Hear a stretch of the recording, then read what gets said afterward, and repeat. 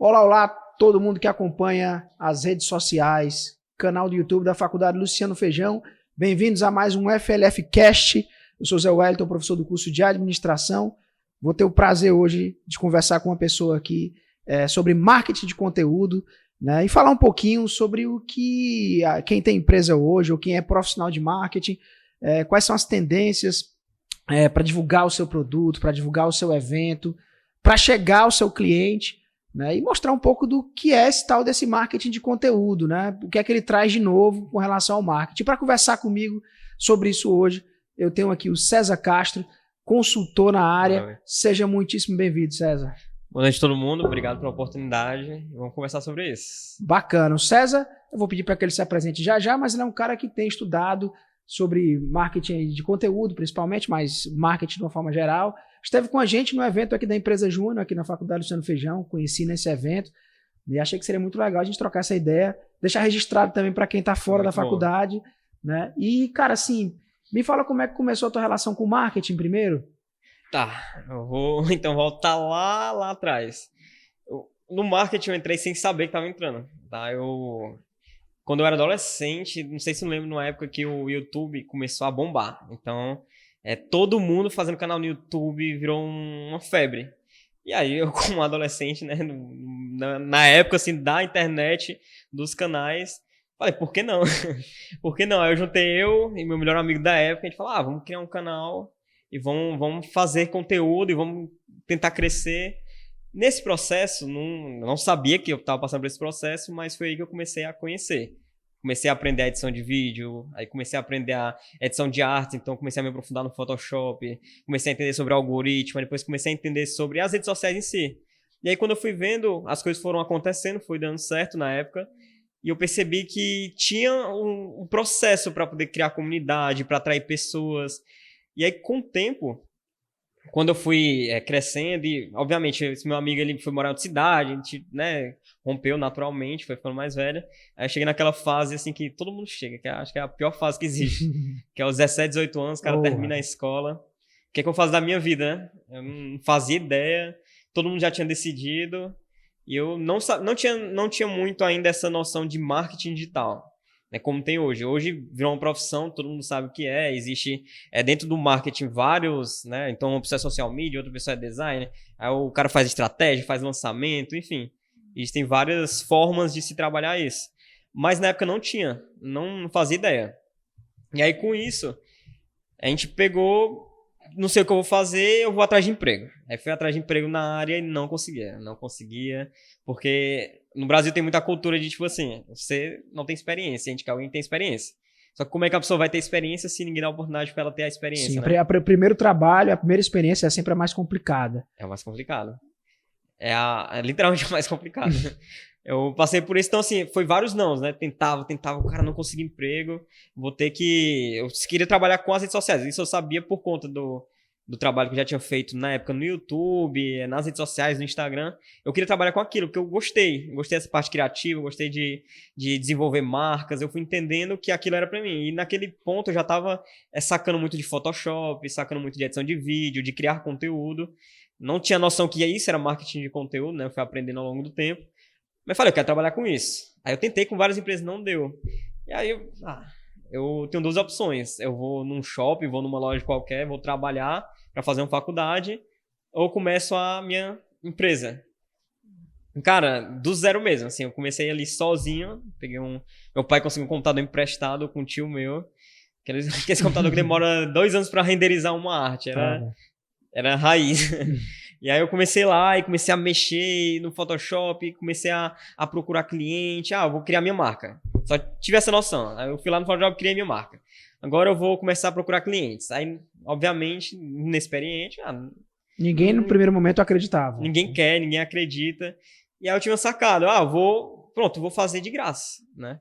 Eu percebi que se eu fizesse um trabalho de graça e mostrasse que tinha potencial, as pessoas iam ver ou indicar ou contratar. E aí eu comecei a pegar uns trabalhos de graça. Aí tudo foi surgindo, desde trabalho para blogueiras até trabalho para empresas. Eu fui pegando, oferecendo de graça, fui fazendo, fui entregando. E isso começou a tomar uma proporção. Realmente o trabalho, o pessoal começou a gostar, E aí eu fui melhorando ao longo do tempo, fui estudando, fui aprimorando minhas habilidades, eu comecei como designer. Então, vou fazer arte. Eu fui pegando Com isso surgiu o primeiro cliente, e aí o segundo cliente, terceiro cliente, quarto cliente. Aí eu comecei a ver que, eu faço arte, mas eu preciso agora fazer gestão de redes sociais. Isso me fez, como eu comecei sozinho, me fez me aprofundar. Então, eu vou aprender social media. Aí estudei social media, aprendi a fazer arte. Aí aprendi gestão de tráfego. Fui aprendendo todas as áreas, né? Criação de conteúdo. Isso foi um privilégio, porque como eu estudei, como eu comecei sozinho, então fui aprendendo todas as áreas sozinho. Coisa que geralmente hoje você contrata um designer, você contrata um social media, você contrata um gestor de tráfego, a empresa já distribui, né, as tarefas. Aí tu foi na Empresa e foi aprendendo o que era necessário. Exatamente. É até engraçado, porque, até comentando para você continuar, para te ajudar até a continuar, porque acho que isso é uma coisa da geração atual também, porque eu passei por isso também. Na minha adolescência, era um cara apaixonado, ainda sou um cara apaixonado por tecnologia, né? Também fui designer gráfico, igual a você. Legal. Né? Meu primeiro emprego foi numa gráfica, uma gráfica de impressos mesmo, de verdade. E foi lá que eu aprendi na época CorelDRAW, a mexer, aquela coisa. O CorelDRAW hoje é coisa de velho, se você falar, né? Não, mas é muito né? bom. Hoje é Illustrator, né? O Illustrator. O CorelDRAW é vintage. Vintage, né? Vintage. Né? Tá lá, ainda está até instalado dentro do meu notebook, né? Mas ele é vintage. Hoje eu tô usando mais o Illustrator também. É muito bom. Né? Mas na época eu usava também. E eu lembro que, inclusive, o primeiro curso que eu fiz, cara, de CorelDRAW e Photoshop, né? Photoshop na época nem era da Adobe, eu acho que era de uma empresa chamada Aldus. E depois a Adobe comprou o Photoshop. Foi até o Jornal Diário do Nordeste tinha um curso, cara, que ele era era autoensino, assim, sabe? Ele vinha uns fascículos no jornal. Olha, cara, olha, isso aí é muito dinossauro, né? Mas vinha uns fascículos, você juntava legal, e você estudava sozinho, né? E na época tinha uma escola aqui que você ia lá e você podia ir lá e tinha um certificado depois, se você ia com os fascículos, pagava um valorzinho, né? Mas é engraçado isso porque isso é uma coisa da nossa geração mesmo, assim, dessa coisa de você sentir a necessidade de aprender uma coisa, você vai lá e vai buscar, né? E vale tudo, assim. Você tá falando de design gráfico aqui, de aprender sobre tráfego pago na internet, mas eu precisei trocar a bomba da caixa d'água lá em casa. Tentei, durante muito tempo, procurar um cara para poder fazer esse serviço. Começou a demorar muito, serviço muito caro. Aí eu, papai, deixa eu olhar no YouTube se é difícil esse negócio. É super simples, inclusive. E eu aprendi, né? E tu também foi nesse esquema, né? Até falando de aprender, acho que foi há uns 3 semanas atrás, eu queria fazer um macarrão alho e óleo. Eu joguei lá no YouTube como fazer macarrão alho e óleo. Eu tava lá eu fazendo e vendo uma tiazinha ensinando como é que faz. E ficou uma delícia, inclusive. Mas é isso, né, cara? Tu é fruto disso também, né? De alguma forma, em algum momento tu sentiu, viu o que é que o mercado tava precisando, aí disse, cara, tô precisando disso, vou buscar. Foi nesse processo também, no primeiro momento. No começo, eu não fazia ideia do que eu tava fazendo. Eu só queria trabalhar com aquilo. Eu sabia editar vídeo, por causa do meu canal no YouTube, sabia criar arte e entendia de Instagram e YouTube. Não sabia o que eu estava fazendo, eu literalmente sabia o que eu estava fazendo, eu sabia que eu sabia fazer aquilo. E depois eu fui percebendo que as empresas precisavam daquilo.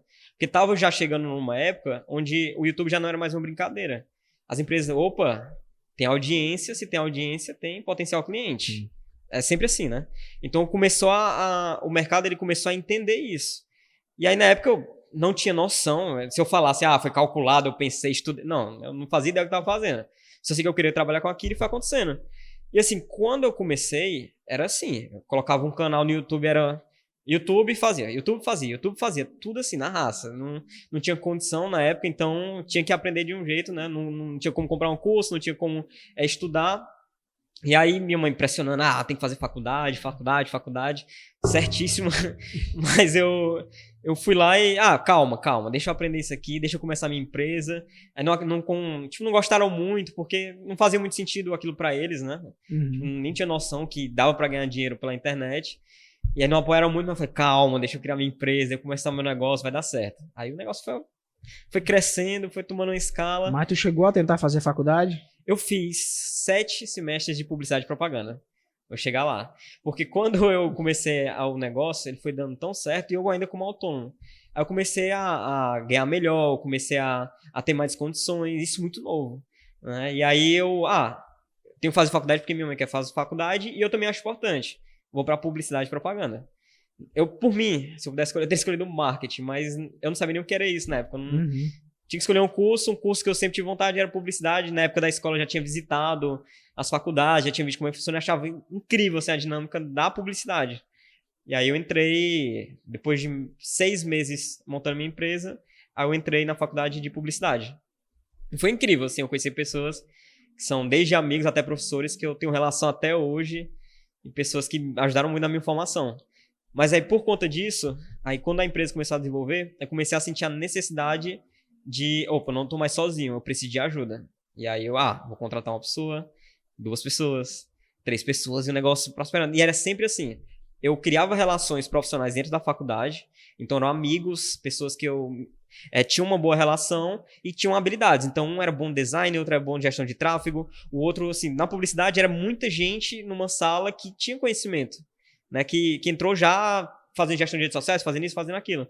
Aí eu fui começando a criar relação com essas pessoas e comecei a trazer pro time. A agência começou a se formar, sem saber ainda que era uma agência, né? Eu fui começando a ter dimensão que isso seria uma agência. E a gente atuava no nicho de academias, porque eu peguei um cliente e esse cliente, ele tinha uma escola de artes marciais, e aí a gente promoveu um evento que foi o maior evento de taekwondo no estado do Ceará. O evento foi bem grande, só nas estratégias nas redes sociais, com tráfego, essas coisas. E aí por conta dele veio outro, aí veio outro, aí veio outro. Aí você começou a meio que se especializar, nichar. É que se passa, né? Isso aí, você consegue fazer um trabalho legal numa área e você vai chegando aqueles outros também, né, do segmento para puxar isso, né? Exatamente, foi nichando. E hoje é o que está mais em alta, né? Nicho. A gente até conversou naquele dia na palestra, mas hoje está muito em alta. E na época eu também não tinha essa noção, mas eu sei que você faz um case de sucesso, esse case de sucesso ele traz outro case. Então quando eu vi, tinha vários clientes que eram clientes nesse estilo, né? Academia, escola de artes marciais, pessoas que produziam eventos, cafeterias, que você tinha que levar as pessoas até o estabelecimento, entendeu? Uhum. O meu nicho virou esse, não é necessariamente academias, mas locais que você tinha que atrair para poder ir ao estabelecimento. Então, não era venda no digital ainda, na época. Então, com o tempo, fui estudando, fui me desenvolvendo, aí fui conhecendo as pessoas. Aí, quando eu vi, pronto, montou uma agência, já estava ali com 6 pessoas trabalhando, um negócio gigante. E eu, caramba, que é isso? E 18, 19 anos, indo para reuniões, sem entender nada que estava acontecendo. E aí fui me aprimorando, aí fui estudar e pronto. Aí eu comecei a buscar cursos. Infelizmente, na publicidade, o meu nicho virou muito marketing em si. Uhum. Então, a publicidade, ela entrega muito trabalhos fora do digital, pelo menos na época que eu gostava. Então, era muito teoria, era muito campo, que é muito importante, mas muito processo criativo, redação publicitária, construção de propagandas, né, outdoors, essas coisas. Não nichava muito no digital. Inclusive, a gente teve uma cadeira que entrou um pouco no digital, mas não aprofundava tanto. Ainda era muito novo na época. Porque acho que é uma coisa também... esse é um segmento que tem uma velocidade muito rápida. Muito. Né? E é até difícil, às vezes, né, para a academia acompanhar. Né? Até mesmo aqui, quando a gente faz muito evento aqui na Faculdade Luciano Feijão, para tentar fazer com que o aluno, né, ele acompanhe, né, além de acompanhar a teoria, onde o professor ele vai fazer esse esforço para conectar com o que é atual. Mas a gente sabe que a mudança é maluca. Eu trabalhei com a agência também. É uma mudança gigante. Mudança gigante. Eu trabalhava com tráfego pago também, configurando anúncio, né? E o sistema, ele tem mudanças muito, muito grandes, assim, de 2 em 2 meses, ou antes, né? O sistema tem muita mudança, né? E todo o mercado muda, assim, o interesse do público numa rede social, ele muda de um mês para o outro. Aparece outra coisa nova, você tem que acompanhar, né? Então, é uma dinâmica, assim, muito complexa, né? E até perguntar para ti, assim, para o profissional de marketing, né?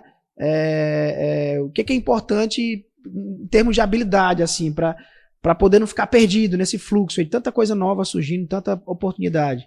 Eu acho que, assim, o primeiro ponto é que se você tiver a oportunidade, estude todos os... Assim, você não tem que se especializar em tudo, mas tenha conhecimento de todas as áreas. Até para você entender o que você gosta. Então, eu quero entrar no marketing, mas eu não sei o que fazer. Então, vai lá, começa a aprender social media, começa a analisar os gráficos, as métricas, começa a entender o mercado. Então, começa a analisar todos os potenciais. Então, aprende um pouco de design, aprende um pouco de gestão de tráfego, aprende um pouco de campanhas, aprende um pouco de desenvolvimento de conteúdo, marketing de conteúdo. Começa a entender a teoria, né? Desde da parte do comportamento dos consumidores, enfim, todos esses campos, eu acho importante você entender como funciona o processo, para aí sim você escolher onde você quer ir e você nichar. Porque hoje em dia, o ideal, ao meu ver, na minha opinião, é que é mais importante você... eu quero ser gestor de tráfego. Então, você se aprofundar nisso do que propriamente você querer ser todas as coisas. Né? Já passou, acho que essa fase. Acho que a gente está na fase onde as empresas... não quero perder tempo. Então, eu quero alguém que é especialista e se garante em criação, um designer, e eu quero um cara que é especialista em gestão de tráfego. Então, as empresas já procuram, quando elas vão contratar, pessoas que entendam, né, de cada nicho. Hoje a gente sabe também no mercado, por exemplo, em Sobral, a empresa contratar uma pessoa do marketing quer que ela faça tudo. Isso acontece muito, também é natural. Mas o ideal é isso, é você se especializar em alguma coisa, mas você entender o processo de todas as coisas. Tá, e até te perguntar, a gente conversou sobre a tua história, a maior parte da tua história foi em Fortaleza, não é isso? A gente acabou esquecendo de não comentar. Tem 1 ano e meio que eu tô aqui. Faz 1 ano e meio que você tá em Sobral, né? Sim. Consegue falar, assim, rapidamente das diferenças, assim, de mercado, de Fortaleza para Sobral? São duas... É bem diferente, na verdade. É bem diferente. Cada um tem seus pontos positivos e negativos. Por exemplo, o mercado de Fortaleza é muito mais competitivo. Né? Tem muitas coisas que chegam antes lá, isso é fato, que é um capital, né? Então, tem tecnologias, tem processos, tem estratégias que chegam lá primeiro, mas assim, que não está muito atrás. Tem muitas pessoas capacitadas em Sobral, mas ainda falta, por isso que eu não recuso nenhuma oportunidade de falar sobre marketing, eu estou abraçando tudo que vem, porque assim, eu acho que falta as pessoas entenderem que não é só criar arte e postar. Existe todo um estudo, existe estratégia, existe um caminho a ser seguido. Não existe uma estratégia, né? Então, não é porque eu tenho um modelo de estratégia que o seu tá certo, o meu tá errado e vice-versa. Tipo, e não é porque dá certo na minha empresa que vai dar certo na sua. Totalmente. Não existe isso. Então, assim, eu tento abraçar toda a oportunidade de falar de marketing porque eu acho que as pessoas têm que entender que existe uma ciência por trás de todas as coisas, né? Não é só você criar uma arte e você postar e você querer um resultado que não vai acontecer. Existe humanização de marca, existe caminhos a ser seguido, existe gatilhos mentais, existe neurociência por trás daquilo, existem vários conceitos, existem funis, né? Então, a pessoa ela passa por um processo de funil, entende o comportamento daquela pessoa. Eu acho muito importante que a gente fale sobre marketing, fale sobre as coisas para as pessoas entenderem que não é só fazer... Meu sobrinho faz, né? Isso até em Fortaleza acontecia muito, né? Não, meu sobrinho faz uma artezinha aí, eu vou pagar só isso aqui para ti. Então, eu acho que as pessoas elas têm que valorizar, entendeu? Eu acho que elas têm que começar a entender que marketing é muito mais amplo e não existe só o digital, outro ponto também importante. É importante. Vamos entrar então até no tema, né? Já que você falou de estratégias e táticas, a gente escolheu como um ponto até porque foi também um assunto que a gente tratou aqui no evento da empresa Júnior aqui da faculdade, falar um pouco de marketing de conteúdo. E eu queria que tu falasse um pouco, né, o que é esse marketing de conteúdo, né? Por que tem esse conteúdo, o que é que diferencia de outras modalidades de marketing? O marketing de conteúdo é basicamente um estudo, estratégias para você desenvolver conteúdo. Tá? Não é todas as empresas que funcionam, existem empresas e empresas, mas existe uma lógica que hoje o marketing de conteúdo é a nova propaganda. Em vez de você ficar fazendo, pega o meu panfleto, pega meus produtos, ficar engolindo goela abaixo, existe uma lógica que o marketing de conteúdo ele cria experiência virtual no cliente. Então, assim, ele aproxima a marca das pessoas, ele engaja as pessoas na marca, ele cria relações, entendeu? Então, o marketing de conteúdo é basicamente você criar estratégia para desenvolver o conteúdo. É isso. No resumo, eu não sei se ficou... Não, ficou. Eu vou até tentar te ajudar para tu completar junto comigo, né? A ideia, pelo que eu vejo, é o seguinte, não é mais aquele negócio de dizer o meu produto é tantos reais, né? De repente... em cima do que é o produto, a gente trabalhar de alguma forma diferente, né? O conteúdo acho que está muito nisso, né? Você pode fazer um monte de coisa, como por exemplo, contar uma história para vender um produto, né? Especificamente, porque aquilo, né? As pessoas elas estão meio cansadas, eu não sei se tu concorda comigo, da propaganda em si, né? De simplesmente ver compre, né? Coca-Cola antigamente a logo dela, né? Porque eu ia para um restaurante com meu pai, com minha mãe, quando era criança, adolescente. Você olhava nas cadeiras dos restaurantes, né? E a marca da Coca-Cola, ela sempre tinha uma coisa escrita antes, que era beba Coca-Cola, né? Era isso, né? Que era um verbo no imperativo, né? Para quem gosta de português, né? Você tá meio que dizendo, faça isso, né? E parece que agora a gente entra no caminho. Esses verbos ainda são muito importantes, né? Os CTAs, os call to action são legais, né? De você dizer, faça isso. Ainda é uma coisa que a gente pode entrar, não sei. Tem que ter, mas ela entra mais na frente, não é mais a primeira... Tome no cliente, tome esse produto, tome essa propaganda. Já tem. É meio que um processo para você conectar a pessoa, acalmar a pessoa. Calma. Agora tome o produto. Exatamente. Né? Não joga na cara dela. E é como tu falou, é criar um envolvimento. Inclusive, a própria Coca-Cola ela é muito boa, né? Assim, tem boa, peças de vídeo assim, que são sensacionais, né? Que o vídeo da Coca-Cola aparece rapidamente. Ou só uma pessoa dá uma golada no final e já era. Né? É sempre associado à felicidade. Exatamente, sempre. Porque hoje o slogan deles é muito relacionado a que a Coca-Cola é a bebida dos momentos felizes. É quando você se reúne com a família, assistir o jogo da Copa do Mundo junto, não sei o quê, Uhum. tem muito nisso, né? Mas eu vejo que é muito isso, né, cara? É você não tentar mais dizer, compre isso, é você dizer, olha como é legal, olha como a empresa é legal, Uhum. olha que legal dá pra fazer com isso, né? Eu acho que é mais ou menos isso, né? Agora que você citou a Coca-Cola, até lembrei de um exemplo legal. Porque assim, é tão isso que eles já não abordam mais isso. É literalmente assim, você vai ser feliz tomando Coca-Cola. É sempre Coca-Cola levada ali à felicidade na mente das pessoas. E a prova disso tem um estudo, não sei se você já chegou a ver, provavelmente sim, porque Não sei.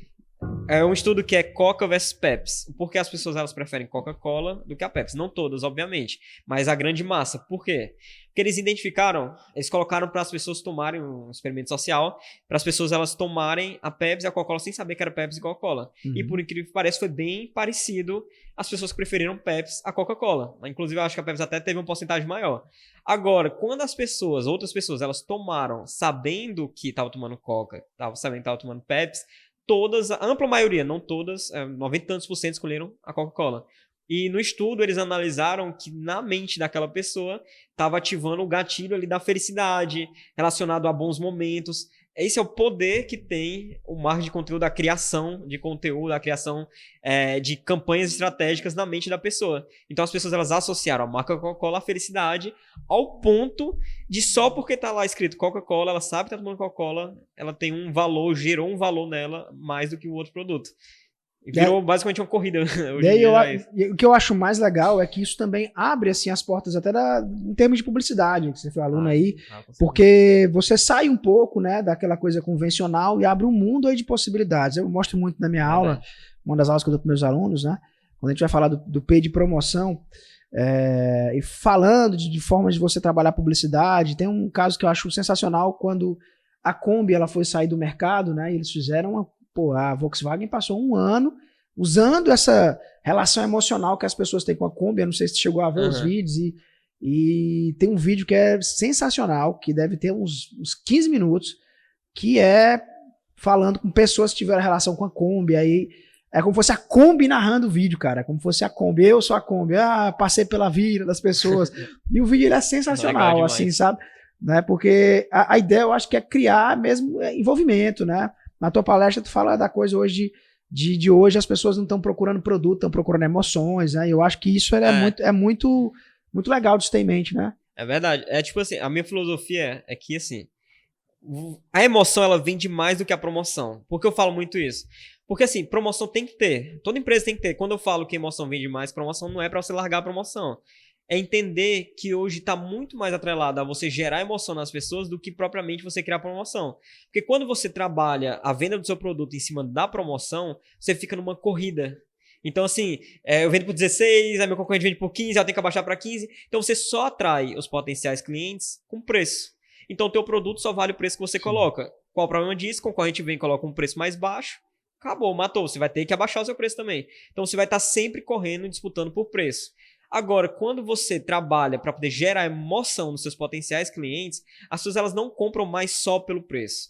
A prova disso é a Apple. Então, assim, as pessoas elas não compram... O iPhone não é o melhor, não tem as melhores configurações. Mas a marca, ela gera valor ao produto. Entendeu? Então, a marca ela tem um valor tão forte sobre as pessoas. Eu gosto de citar a Apple porque, para mim, é o maior exemplo. Porque é um preço totalmente irreal comparado aos seus concorrentes. Sim. Entrega algo que não é tão... É muito bom, mas não é um nível tão acima para ser esse preço, entendeu? E as pessoas, elas mesmas assim compram e não querem saber. Parcelam quantas vezes for, não interessa. Por quê? Porque a marca, ela gera um valor. Você não tem um celular, você tem um iPhone. Você tá no grupo de pessoas que tem um iPhone. Pessoas que... tem até uma questão social, né? Um status social ali de você ter um iPhone.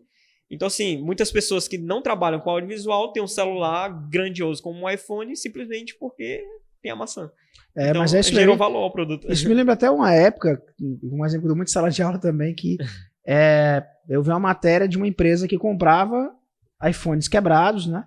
E o objetivo da empresa era alugar esses iPhones quebrados. A pessoa alugava um iPhone quebrado para poder ir para uma festa, para poder sair, só para dizer que tinha um iPhone, né? E é muito louco. Isso aí mostra essa relação, né, que a marca criou. Tem outras empresas como McDonald's também, que é maluco também, assim, envolvimento das pessoas. Eu conheci uma vez uma pessoa que, né, num dos trabalhos que eu tive, né, que ela morava numa cidadezinha, que era um distritozinho aqui próximo de Sobral, e eu fui encontrar com ela numa capacitação de um banco que eu trabalhei em Fortaleza. E eu perguntei para ela como é que tu veio parar em Fortaleza, né? Porque ela estava morando lá e ela disse, olha, tu nem acredita, quando eu era criança eu sonhava em trabalhar no McDonald's, cara. Esse é um negócio muito maluco, né? Só foi ter McDonald's em Sobral há poucos anos. É o assim. contrário, né? Exatamente. Mas é porque vou aquela... estudar porque eu não quero trabalhar no McDonald's. É aquela carga, né, maluca. É verdade, que tem. maluco demais. Mas deixa eu até aproveitar, cara. Tu falou aí de neurociência, né? Tu comentou algo sobre neuromarketing, que as pessoas estão falando isso, né? E falou várias vezes essa coisa dos gatilhos aqui, né? Desses, tu chamou de gatilhos mentais, né? Certo. Fala um pouquinho desses gatilhos, puder dar uns exemplos também. Pronto. Existe um campo no marketing que é o neuromarketing, que é a vinculação da neurociência com marketing. E aí é basicamente um campo para poder estudar o comportamento dos consumidores. É onde você entende o porquê a pessoa faz o que faz, ela compra o que compra, ela age como age. Por que a necessidade disso? Porque quando você entende o porquê, você começa a agir de forma estratégica para poder fazer com que ela compre, entendeu? Então, os gatilhos mentais é uma coisa que já está na nossa mente, lá no nosso subconsciente. Nossa mente ela tem um limite de tomada de decisões. Então, tem várias coisas que a gente toma decisões no racional. Então, eu quero tomar esse copo d'água, tá? Então, racional, pensei agora. Porém, tem várias decisões que a gente toma que é no subconsciente. Então, são coisas que o nosso cérebro está acostumado. E os gatilhos falam muito isso, inclusive na internet. Ativou meu gatilho, ou isso me deu gatilho. Por quê? Porque tá lá. E, de fato, é algo que tá lá. Então, os gatilhos mentais é basicamente um estudo para você entender como você ativar certas emoções nas pessoas. Só que não descarado. Estratégias que tá ali trabalhando. Então, por exemplo, o gatilho mental da autoridade. Eu quero que a pessoa ela me enxergue como uma pessoa que tem autoridade naquele assunto. Então, eu entendo de marketing, eu quero que as pessoas elas vejam que eu sou bom no marketing. O que é que eu faço? Começo a ensinar, começo a falar, começo a levar a mensagem, começo a falar de marketing para todo mundo. Começo a mostrar... O gatilho mental da autoridade está muito relacionado a resultados também. Então, se uma pessoa ela tem resultados, ela é boa naquilo que faz.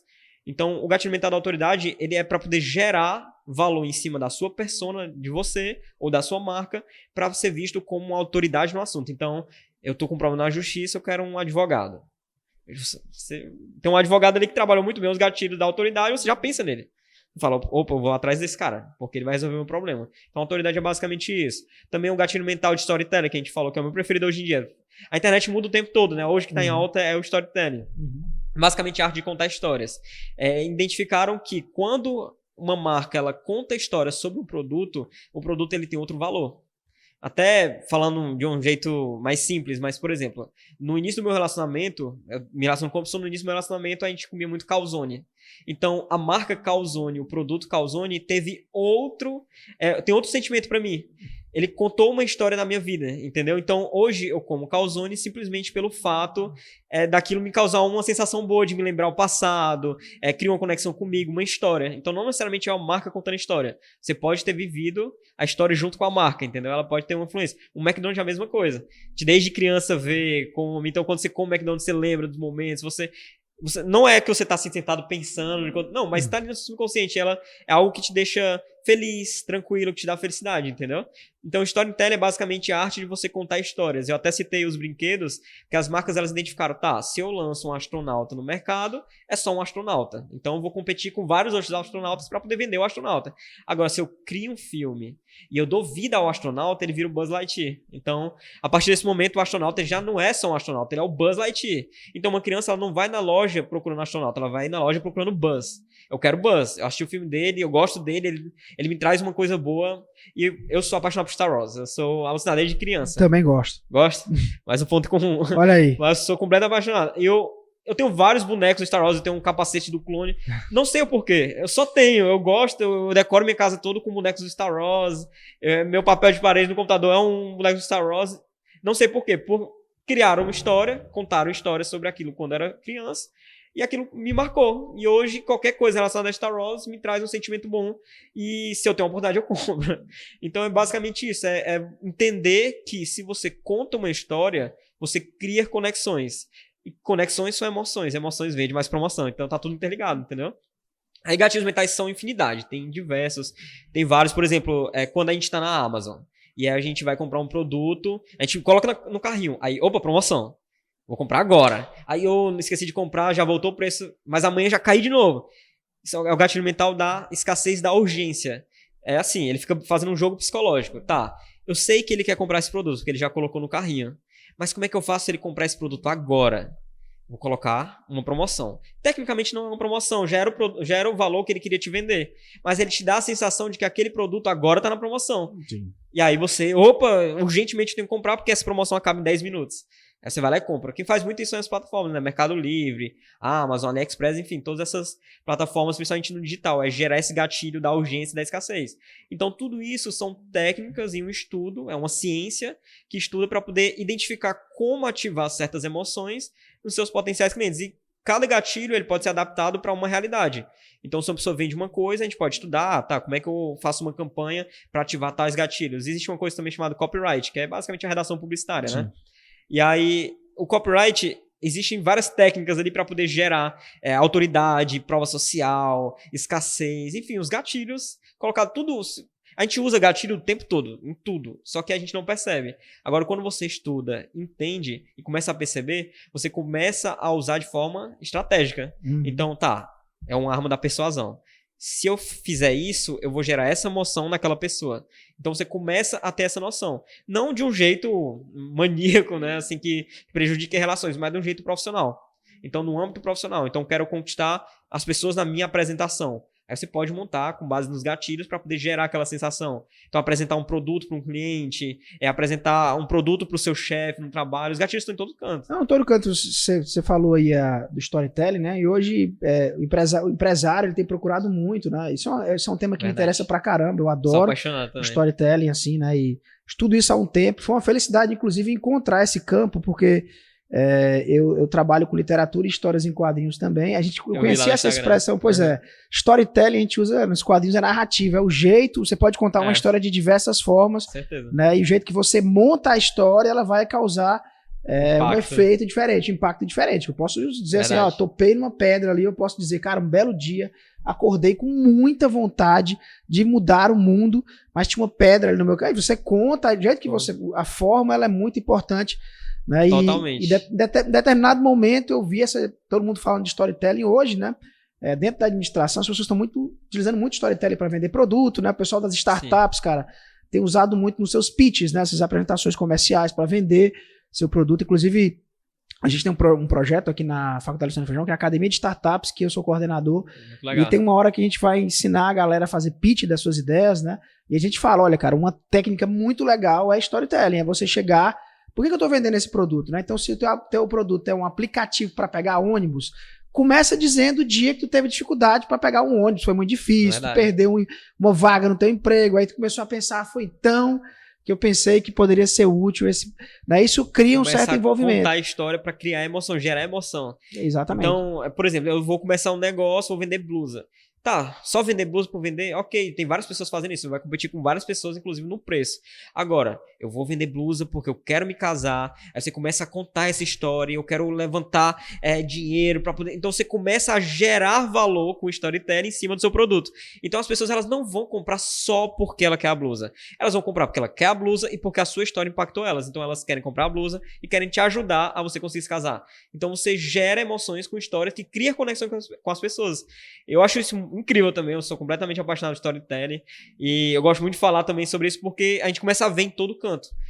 Não é à toa que a gente é apaixonado por séries, filmes, jogos, tudo isso são histórias que eles contam e criam as conexões com a gente. Aí as marcas elas pegam e começam a utilizar isso nos seus produtos. Então não é só sobre comprar o carro. Eu não sei se você já viu a propaganda, eu não sei se era o logo, era um carro, eu não entendo muito de carro, tá? Não entendo nada de carro pra ser honesto. Mas era um carro que a propaganda era basicamente terminando a história lá da Caverna do Dragão. Eu vi essa propaganda. Então assim, o carro foi o responsável por salvar o pessoal e enfim... conseguir tirar o pessoal do mundo lá que eles estavam. Do mundo que eles estavam. Então, assim, isso gerou uma emoção com quem já conhecia Caverna do Dragão, quem marcou minha infância, marcou a infância de muita gente. Então, já criou conexão por ser uma história que já conecta com as pessoas. E mais ainda porque as pessoas já associaram aquele carro como o grande herói, né? Até o arquétipo lá da jornada do herói. Aí, identificaram ali como o carro foi o grande salvador da pátria. E aí, as pessoas já têm uma emoção diferente quanto ao carro. As pessoas identificam ali Opa, esse carro não é pensado, é no nosso subconsciente. A gente identifica que aquele carro tem uma outra emoção pra gente, entendeu? A gente já tem outra visão sobre o carro. A gente conhece o carro, vê que o carro ele tem uma certa influência, ele tá associado a uma coisa que é boa pra gente, entendeu? Tudo é storytelling. É isso mesmo. Nós estamos chegando quase no final, mas eu queria que tu falasse um pouco, tu tem um método que você costuma trabalhar, que é o CTO. Certo. Só apresentar pra gente aqui um pouquinho como é que funciona. Pronto. Que é a base, a premissa, não é a premissa básica, né? As minhas estratégias eu divido em 3 pilares, que é criação, tráfego e oferta. Por isso que eu coloquei o nome de CTO.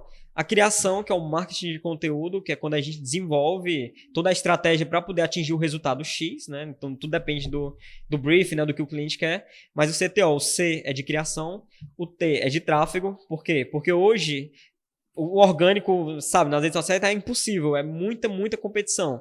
É muito difícil você crescer só no orgânico. Então o tráfego ele é essencial para poder gerar os anúncios, as campanhas. Existem estratégias, inclusive, de funil para você gerar tráfego e conseguir o objetivo que você quer cada vez mais barato. E aí o último é a oferta. Por quê? Porque quando você desenvolve a criação, o tráfego e você faz uma boa oferta, a taxa de conversão é muito maior. E aí eu chamo de CTO para poder marcar esses 3, que para mim são os 3 pilares, e a gente cria estratégias para cada um para poder atingir o objetivo final. De acordo do ponto onde o cliente está na jornada, você tudo vai... depende do cliente, do briefing. Eu não sou muito a favor do chamo de pacote, né? Tanto para você fazer. Não, acho que cada cliente é um cliente, cada trabalho é um trabalho, cada projeto é um projeto, né? Tudo tem que ter um estudo para o projeto específico. Não dá para você usar em um e usar no outro. Não existe isso, porque cada empresa é diferente, os objetivos são diferentes. As estratégias, tudo. Bacana, bacana. O papo tá muito legal. Passarei a noite com você aqui agora, mas hoje é quarta-feira. É o dia que deve ter saído o episódio novo do Mandalorian, né? The Mandalorian. Inclusive eu tenho que me atualizar. Eu já assisti os 2 primeiros, né? Acho que hoje sai o 3º. Então eu vou deixar você ir pra casa daqui a pouco, se atualizar do Mandalorian, que tá legal. Não sei se já comprou a tua pelúcia do Baby Yoda, do Grogu. Ainda não tenho, mas o meu papel de parede é o Mandalorian. Pronto. Porque botaram aquele Baby Yoda ali só pra gente comprar o Baby Yoda, cara. Porque storytelling. É demais. Storytelling em tudo. Mas beleza, cara, o papo foi muito legal. Fala um pouquinho nas tuas redes sociais, pra quem quiser acompanhar teu trabalho, aí faz o teu jabá. Achar eu, César Castro. Aí você me acha em qualquer rede social, TikTok, Instagram, YouTube, todo canto. Tá lá falando muito hoje, né, sobre dando dicas, né, pra galera, Sim, né? Já vi teu conteúdo, é bem legal. César, cara, muitíssimo obrigado. Em nome da Faculdade Luciano Feijão. Foi muito massa o papo, né? Acho que tem que marcar outros aí pra gente continuar, explorar aí mais papos e obrigadão aí pela presença. A gente pegar cada tópico que a gente passa a noite falando de cada coisa. É muito bom conversar com pessoas que também entendem. Obrigado. Tava procurando pessoas assim pra conversar. Massa. Vamos marcar o papo também, pedir ali pra Maria pra fazer um episódio especial de Star Wars, viu? Inclusive a Maria, eu fico admirado com o trabalho dela aqui na faculdade, né? Cara, é incrível. Trabalha muito também essa pegada do marketing de conteúdo. Humanização da marca, acho muito massa. Bacana, Fico acompanhando. Isso. Show de bola. Pois é isso. Muito obrigado, César. Pra quem acompanhou a gente, muito obrigado. Veja os outros papos aí do FLF Cast, dos outros cursos. Muito obrigado e até a próxima. Até.